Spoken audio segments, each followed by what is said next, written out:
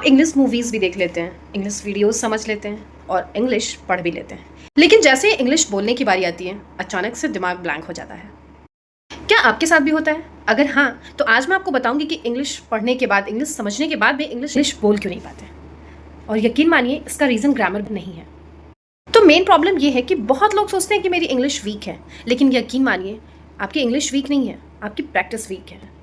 ठीक वैसे ही सोचिए, अगर किसी को ड्राइविंग की सारी थियोरी पता हो लेकिन उसने कभी कार चलाया ही ना हो, तो क्या वो कॉन्फिडेंटली ड्राइव कर पाएगा? नहीं ना।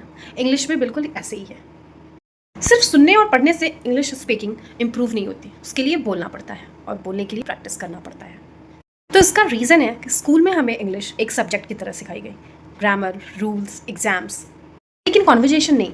इसलिए हम इंग्लिश पढ़ लेते हैं, समझ लेते हैं, लेकिन नेचुरली इंग्लिश बोल नहीं पाते हैं।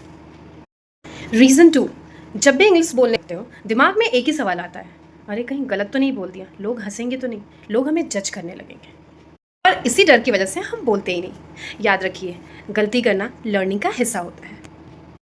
रीज़न 3, ये सबसे कॉमन प्रॉब्लम है। हम पहले हिंदी में सेंटेंस बनाते हैं और फिर उसे इंग्लिश में कन्वर्ट करने की कोशिश करते हैं। इसी प्रोसेस में हम अटक जाते हैं। फ्लुएंट स्पीकर ट्रांसलेशन नहीं करते, डायरेक्टली इंग्लिश में सोचना शुरू कर देते हैं। ये जो स्किल होती है वो प्रैक्टिस से आती है। मैं आपसे एक सवाल पूछना चाहती हूँ, आपने इंग्लिश सीखने में कितना टाइम लगाया है?